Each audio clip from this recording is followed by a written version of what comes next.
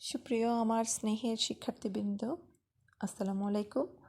আজকে আমি তোমাদের যেই চ্যাপ্টারটা নিয়ে ক্লাস নিচ্ছি সেটা হচ্ছে ব্যাংক রিকনসিলিয়েশন স্টেটমেন্ট বা ব্যাংক সমন্বয় বিবরণী। আজকে তোমরা এই চ্যাপ্টারটি বুঝবে। তো ব্যাংক রিকনসিলিয়েশন স্টেটমেন্ট বা ব্যাংক সমন্বয় বিবরণী কেন করতে হয় একটু বলে ফেলি তোমাদেরকে। তোমরা স্ক্রিনে দেখতে পাচ্ছ যে কোনো ব্যক্তি বা প্রতিষ্ঠান যখন, আর একটু বড় করে দেখাচ্ছি, কোনো ব্যক্তি বা প্রতিষ্ঠান যখন ব্যাংকের সাথে লেনদেন করে তখন উক্ত ব্যক্তি বা প্রতিষ্ঠান তাদের নগদান বহিতে ব্যাংকের জন্য আলাদা একটি হিসাব সংরক্ষণ করে রাখে। অপরদিকে ব্যাংকও উক্ত ব্যক্তি বা প্রতিষ্ঠানের নামে একটি হিসাব সংরক্ষণ করে থাকে। এটাই স্বাভাবিক, তাই না? আমরা যখন ব্যাংকে যাই, তোমরা খেয়াল করবা, আমরা কিন্তু ক্যাশ বই নিয়ে যাই এবং ব্যাংকও কিন্তু আমাদের নামে একটি কী করে, যেটাকে ব্যাংক বই বা পাস বই বলে আর কি, একটা হিসাব সংরক্ষণ করে থাকে। এটাই স্বাভাবিক, এটাই করতে হয়।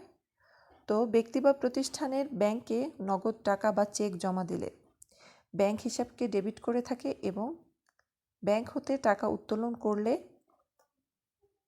বা ব্যাংক কর্তৃক ধার্যকৃত চার্জসমূহের জন্য ব্যাংক হিসাবকে ক্রেডিট করে থাকে। ঠিক আছে? এটা কে করে থাকে?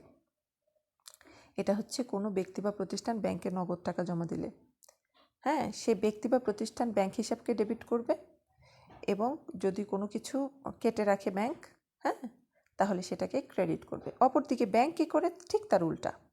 ব্যাংকের বহিতে উপরিউক্ত লেনদেনগুলোর জন্য উক্ত ব্যক্তি বা প্রতিষ্ঠানের হিসাবকে যথাক্রমে ক্রেডিট এবং ডেবিট করে। মানে ব্যাংক যদি ব্যক্তি বা প্রতিষ্ঠান কী করে, টাকা জমা দেয় ব্যাংকে, তাহলে ব্যাংক কী করবে? ক্রেডিট করবে উক্ত ব্যক্তিকে, এবং যদি টাকা নিয়ে যায় তাহলে কী করবে? ডেবিট করবে। ঠিক আছে? উল্টা। তো স্বাভাবিক নিয়মে কোনো একটি নির্দিষ্ট সময়ান্তে নগদান বহিতে সংরক্ষিত বা রক্ষিত ব্যাংকের উদ্বৃত্ত এবং ব্যাংকের বহিতে রক্ষিত ব্যক্তি বা প্রতিষ্ঠানের হিসাবের উদ্বৃত্ত কি এক হওয়ার কথা। কারণ আমি যদি মনে করো, আমি যদি টাকা জমা দিই ব্যাংকে, তাহলে আমি কি করব? সেটাকে ব্যাংক হিসাবকে কি করব? টাকা জমা দিলে ডেবিট করব। কিন্তু ব্যাংক আমার নামে কি করবে? ক্রেডিট করবে টাকা জমা দেওয়ার বেলায়। খেয়াল করবো, খুব মনোযোগ দিয়ে কথাগুলো শোনো। মনে করো আমি যদি ব্যাংকে টাকা জমা দেই, তাহলে আমি কি করব? ব্যাংক হিসাবকে ডেবিট করব, আর ব্যাংক কী করবে? আমার নামে ক্রেডিট করবে। ঠিক আছে? তাহলে আমি যেই টাকাটা জমা দিলাম, মানে যেই টাকাটা ডেবিট করলাম ব্যাংক হিসাবের নামে, সেই টাকাটাই ব্যাংক আমার নামে কি করছে? ক্রেডিট করছে না? তাহলে মাস শেষে বা বছর শেষে, মানে মান্থলি ইসের পরে, মানে মাসিক সময়ের পর, এক মাস পরে সেটা কিন্তু এক হওয়ার কথা। একটা নির্দিষ্ট সময়ের পরেই বলি আমি, ঠিক আছে? একটা নির্দিষ্ট সময়ের পর জিনিসটা কি, হিসাবটা একই হওয়ার কথা, তাই না? কারণ আমি যেই টাকাটা তুলছি বা জমা দিছি সেটা তো ব্যাংকে রেকর্ড আছে, বা আমার কাছেও সেটা রেকর্ড আছে। কিন্তু নির্দিষ্ট এটাই যেহেতু হওয়ার কথা, কিন্তু বাস্তবে কিন্তু খুব কমই এটা হয়। এটা আসলে হয় না। যেহেতু হয় না, কারণ ব্যাংক হিসাবের উদ্বৃত্ত এবং মানে নগদান হিসাবের উদ্বৃত্ত এক হয় না, তখন আমাদেরকে কি করতে হয়? মিলাতে হয়। এই মিলকরণটাই হচ্ছে ব্যাংক রিকনসিলিয়েশন স্টেটমেন্ট বা ব্যাংক সমন্বয় করতে হয়। বুঝতে পেরেছ? আচ্ছা, তো এখানে সেটাই বলেছে যে স্বাভাবিক নিয়মে কোনো একটি নির্দিষ্ট সময়ান্তে নগদান বহিতে রক্ষিত ব্যাংকের উদ্বৃত্ত এবং ব্যাংকের বহিতে রক্ষিত ব্যক্তি বা প্রতিষ্ঠানের হিসাবের উদ্বৃত্ত এক হওয়ার কথা, কিন্তু বাস্তবে খুব কম সময় এই দুটি উদ্বৃত্ত এক হয় এবং উভয় উদ্বৃত্ত সঠিক উদ্বৃত্ত থেকে ভিন্ন হয়। সুতরাং নগদান বহির ব্যাংক উদ্বৃত্ত এবং ব্যাংকে রক্ষিত হিসাবের উদ্বৃত্তকে সঠিক উদ্বৃত্তের সাথে মিলকরণ করার প্রয়োজন হয়। এই মিলকরণ প্রক্রিয়াকে ব্যাংক সমন্বয় বিবরণী বা ব্যাংক রিকনসিলিয়েশন স্টেটমেন্ট বলে। সাধারণত লেনদেন লিপিবদ্ধের সময়ের পার্থক্য বা ভুল লিপিবদ্ধকরণের কারণে এই দুটি উদ্বৃত্তের মধ্যে গরমিল দেখা যায়। আচ্ছা, যাই হোক, এটা তো বইয়ের ভাষা। এবার একটু আমার ভাষা একটু বুঝায় বলি তোমাদেরকে। মনে করো তুমি যে কোনো একটি ব্যাংকে বা সোনালী, রূপালী, জনতা, যে কোনো একটা ব্যাংকে অ্যাকাউন্ট খুলেছ। এখন তুমি মনে করো যে মাসের 1 তারিখে টাকা জমা দিলা। টাকা জমা দিয়ে এসে তুমি যেই বইটা সংরক্ষণ করো সেটার নাম হচ্ছে কি? নগদান বই। আর ব্যাংক তোমার জন্য যেটা সংরক্ষণ করে সেটা হচ্ছে কি? ব্যাংক বই, ঠিক আছে? তো তুমি মনে করো যে মাসের 1 তারিখে গিয়ে 10,000 টাকা জমা দিলা এবং তোমার নগদান বইতে কি লিখলা? ব্যাংক হিসাব ডেবিট। এবং ব্যাংক কি করছে?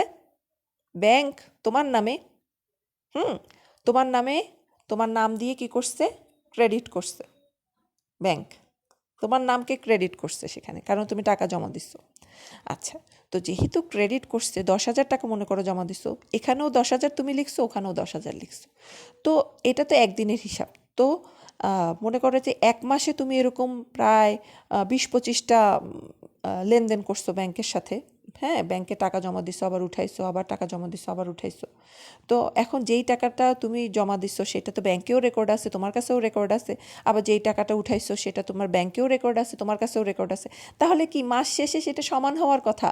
তোমার ব্যালেন্স মনে করো আসছে 1 লাখ টাকা, ব্যাংকেরও 1 লাখ টাকা হওয়ার কথা, কিন্তু আসলে বাস্তব ক্ষেত্রে সেরকম হয় না। কেন হয় না? সেটা সুনির্দিষ্ট কিছু কারণ আছে।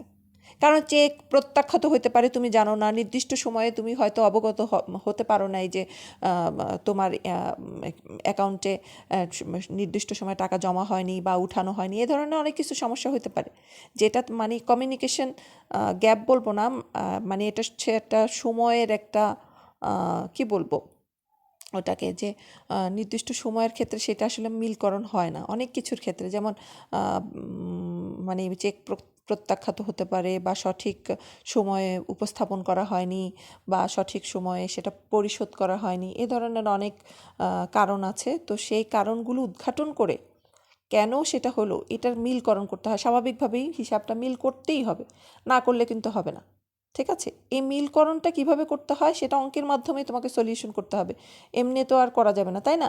সেই অঙ্কটাই করতে গেলে তোমাকে ব্যাংক সমন্বয় বিবরণী কি মানে একটা ফরম্যাট আছে, সেই ফরম্যাটটা জানতে হবে। কতগুলো পদ্ধতি আছে, সেই পদ্ধতিগুলো জানতে হবে। এই পদ্ধতিগুলো জানার মাধ্যমেই তুমি কিন্তু সঠিকভাবে সেটা কি রিকনসিলিয়েশন বা সমন্বয় করতে পারবা, ব্যালেন্সটা ঠিক রাখতে পারবা। ক্লিয়ার? আশা করি তোমরা বুঝতে পেরেছো যে ব্যাংক সমন্বয় বিবরণী কি। আমি একদম র লেভেল থেকে বুঝিয়ে দিয়েছি তোমাদেরকে। এরপরে আসো, আমি আর এই সম্পর্কে আর কিছু বলবো না। ব্যাংক সমন্বয় বিবরণী আমি তৈরির উদ্দেশ্যটা একটু বলে ফেলছি তোমাদেরকে। নগদ নিয়ন্ত্রণের যে সকল কৌশল রয়েছে তাদের মধ্যে উল্লেখযোগ্য কৌশল হলো ব্যাংক সমন্বয় বিবরণী প্রস্তুতকরণ। প্রত্যেক মাসের শেষে নগদান বহির ব্যাংক ব্যালেন্স বা ব্যাংক বিবরণীর ব্যালেন্সের সমতা বিধান খুবই জরুরি, যেটা আমি মাসিক ভিত্তিতে বলছিলাম আর কি বারবার, বা নির্দিষ্ট সময় অন্তর। বেসিক্যালি এটা প্রত্যেক মাসের শেষেই হয়, সেটাই বললো। তো যাই হোক, তাই ব্যাংক সমন্বয় বিবরণী প্রস্তুত করা হয়। ব্যাংক সমন্বয় বিবরণী প্রস্তুতের উদ্দেশ্যগুলি নিম্নরূপ: প্রকৃত ব্যাংক ব্যালেন্স সম্পর্কে জানা, বছর শেষে ব্যাংক ব্যালেন্সের সঠিকতা সম্পর্কে নিরীক্ষককে সন্তুষ্ট রাখা। নাম্বার 3 বলছে কি? নাম্বার 3 বলছে যে নগদান বহির ব্যাংক উদ্বৃত্ত এবং ব্যাংক বিবরণীর উদ্বৃত্তের মধ্যে গরমিলের কারণ উদ্ঘাটন করা এবং তা কর্তৃপক্ষকে অবহিত করা, উদ্ঘাটন ভুল সংশোধন করা, সমন্বয় জাবেদা তথ্য সরবরাহ করা। আরে ভুল যদি উদ্ঘাটন না করি, সমন্বয় যদি না করি, তাহলে কিভাবে হবে? যে কোনো প্রতিষ্ঠানের ক্ষেত্রে এটা কখনো কি মানে সম্ভব যে আমি কোনো কিছু সমন্বয় করলাম না, প্রস্তুত করলাম না, ব্যালেন্সটা ঠিক রাখলাম না, এমনি এমনিই কি আমার বছর শেষে কি সঠিক তথ্য আমি পাবো? অবশ্যই না। তো স্বাভাবিকভাবে এটা তোমাকে জানতেই হবে, বুঝতেই হবে। তারপর নিচে কি বলেছে দেখো: নগদান বহির ব্যাংক ব্যালেন্স ও ব্যাংক বিবরণীর ব্যালেন্সের মধ্যে গরমিলের কারণসমূহ। তো প্রধানত দুটি কারণে নগদান বহির ব্যাংক ব্যালেন্স এবং ব্যাংক বিবরণীর ব্যালেন্সের মধ্যে পার্থক্য দেখা যায়। আচ্ছা বলো তো, কিছুক্ষণ আগে কিন্তু আমি বলে ফেলেছি যে মানে নগদান বহি কে সংরক্ষণ করে আর ব্যাংক বহি কে সংরক্ষণ করে। ব্যাংক বহি ব্যাংক সংরক্ষণ করে, আর নগদান বহি কে? আমানতকারী সংরক্ষণ করে। মানে যেমন তোমার কথা যেটা উদাহরণ দিলাম, তুমি নগদান বহি সংরক্ষণ করবে, আর ব্যাংক কী করবে? তোমার অ্যাকাউন্টের জন্য ব্যাংক বহি সংরক্ষণ করবে। ওকে, কারণ দুটি হলো কি কি কারণ দেখো: এক হচ্ছে সময়ের ব্যবধান, 2 হচ্ছে ভুল। ঠিক আছে? তাহলে প্রধানত দুটি কারণ কি? সময়ের ব্যবধান আর ভুল। ওকে, আমরা দুইটা পেয়ে গেলাম। আচ্ছা, তারপরে বলেছি কি ব্যাংক সমন্বয় বিবরণী প্রস্তুতের বিভিন্ন পদ্ধতিগুলো একটু দেখো। 1 নম্বর হচ্ছে একক জের পদ্ধতি বা সনাতন পদ্ধতি, যেটাকে সিঙ্গেল ব্যালেন্স মেথড বা ট্র্যাডিশনাল মেথড বলে। 2 নম্বর হচ্ছে উভয় ব্যালেন্স সংশোধন পদ্ধতি, যেটাকে উভয় জের সংশোধন পদ্ধতিও বলে। এটাকে ইংলিশে বলে কি? Both balance correction method. Both balance correction method, বাংলায় বলে উভয় জের বা উভয় ব্যালেন্স সংশোধন পদ্ধতি। 3 নাম্বার হচ্ছে আমানতকারীর বহি সংশোধন পদ্ধতি, মানে ডিপোজিটার্স বুক অ্যামেন্ডেন্ট মেথড। ডিপোজিটার্স বুক অ্যামেন্ডেন্ট মেথড। আচ্ছা, তাহলে আমরা 3টা মেথডটা দেখে নিলাম। এরপরে আমরা প্রথম মেথডের দিকে একটু যাব। প্রথম মেথডে যেটা দেয়া আছে দেখো, প্রথম মেথডটা কি বলো তো? একক জের পদ্ধতি। এটা একটু করব আমরা, করার পর আমরা সব কিছুই জানবো, ঠিক আছে? আমরা একক জের পদ্ধতি বা সনাতন পদ্ধতির একটু চার্টটা দেখে নিই। তোমাদের জন্য আমি একটা নেক্সট ক্লাসে এমন একটা টেকনিক বলে দিব, যে টেকনিকটা অ্যাপ্লাই করলে তোমরা যে কোনো কিছু করতে পারবে, ঠিক আছে, একক জের পদ্ধতির ক্ষেত্রে। তো তোমরা এখানে দেখতে পাচ্ছ প্রথমে আছে কি দেখো, bank balance as per cash বুক অথবা ব্যাংক ওভারড্রাফট অ্যাজ পার কি ব্যাংক স্টেটমেন্ট, মানে ব্যাংক উদ্বৃত্ত নগদান বই অনুসারে অথবা ব্যাংক জমাতিরিক্ত পাস বই অনুসারে। তো যোগ কি করতে হবে দেখো, যে সকল লেনদেন নগদান বহিতে ক্রেডিট হয়েছে কিন্তু ব্যাংক বিবরণীতে ডেবিট করা হয়নি, যেমন cheque issued but not presented to bank in time for payment. তারপর number 2, direct deposit into bank by the customer but not inform to depositors in time. Number 3, transaction credited to cash book but not credited to bank statement. আজকে আমি যে ফরম্যাটটা দিয়েছি এটা তোমরা খাতায় তুলে রাখবে। নেক্সট ক্লাসে আমি কি করব, একেবারে বাংলা সহ ইংরেজি খুব ভালোভাবে বুঝিয়ে দিব এবং একটা টেকনিক বলে দিব যেটা অ্যাপ্লাই করলে তোমরা অঙ্ক করতে পারবে, ঠিক আছে? আচ্ছা, তারপরে আছে কি দেখো, number 4, interest allowed by bank, note receivable, dividends, তারপর insurance claim, interest on investment etcetera collected by bank, ঠিক আছে? তারপর transactions credited to bank statement but not debited to cash book. তারপরে বিয়োগ দেখো এখানে কি বলেছে, যেসব লেনদেন নগদান বহিতে ডেবিট করা হয়েছে কিন্তু ব্যাংক বিবরণীতে ক্রেডিট করা হয়নি, cheque or notes that deposited to bank for collection but not yet collected, dishonouring cheque or notes which is sent to bank for collection but not informed to depositors in time. Transactions debited to cash book but not credited to bank balance statement. তারপর যেসব লেনদেন bank বিবরণীতে debit করা হয়েছে কিন্তু নগদান বহিতে credit করা হয়নি, payment to notes payable, insurance premium, share call, money etcetera by the bank on behalf of the depositors, bank charge, interest on overdraft, commission etcetera. তারপর transactions deposited to bank statement but not credited to cash book. তো এগুলা কি যোগ হবে কি বিয়োগ হবে তোমরা দেখে নিলা, এভাবে আমাদেরকে করতে হবে। নেক্সট ক্লাসে আমি ওটা করার পর আমি সরাসরি অঙ্কে চলে যাব। তো আশা করি আজকের ক্লাসটা তোমরা বুঝতে পেরেছো, মোটামুটি একটা ধারণা দিলাম তোমাদেরকে যে ব্যাংক সমন্বয় বিবরণী আসলে কি।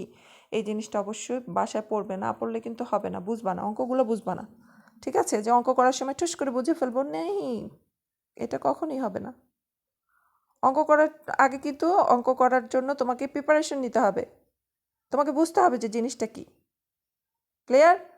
ওকে, তাহলে নেক্সট ক্লাসে তোমাদের সাথে আমার আবার দেখা হবে ইনশাল্লাহ। তো আজকে এ পর্যন্তই, আল্লাহ হাফেজ।